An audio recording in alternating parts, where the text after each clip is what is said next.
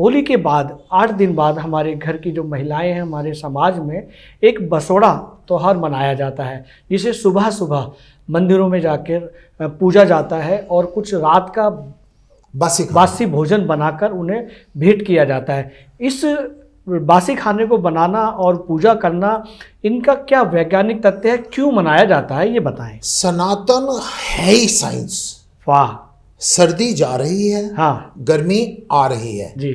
आज तक का जो हम अपना वातावरण देखें, जलवायु देखें, मौसम देखें, उसमें एक रात का कुछ बचा हुआ खाना भी अगले दिन खाएं तो शायद हमारे शरीर को नुकसान नहीं देगा, उसमें बासीपन नहीं आएगी, दुर्गंध नहीं आएगी।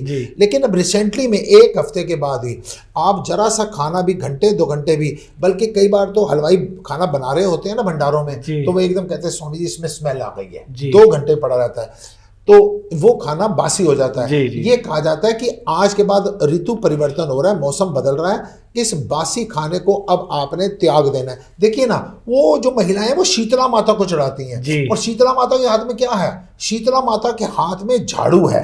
अलग अलग देवी देवताओं के हाथ में अलग अलग चीजें दी हुई है ना, शीतला माता के हाथ में झाड़ू है। झाड़ू संदेशा देता है कि ज्यादा से ज्यादा सफाई पर ध्यान देना।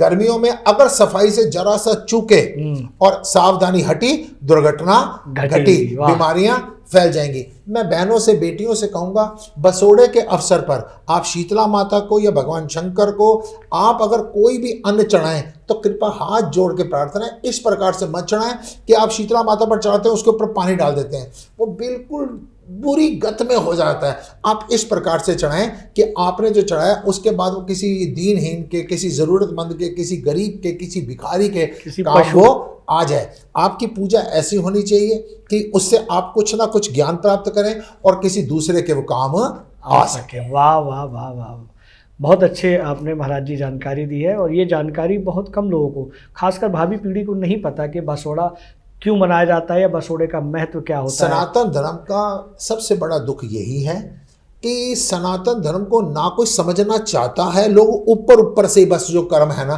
वो करते रहते हैं, ना कोई समझाने के लिए अपना टाइम लगाता है। अगर सनातन को समझने वाले हो, समझाने वाले हो, तो सनातन तो बिल्कुल आपको जीते जी ही भक्ति जीवन जीने की युक्ति और मुक्ति को उपलब्ध करवा देता है। वाह वाह। अगर आप ये वीडियो YouTube पर देख रहे हैं तो हमारे चैनल को सब्सक्राइब करें और बेल आइकन को दबाना ना भूलें। अगर आप Facebook पर ये वीडियो देख रहे हैं तो हमारे पेज को लाइक करें।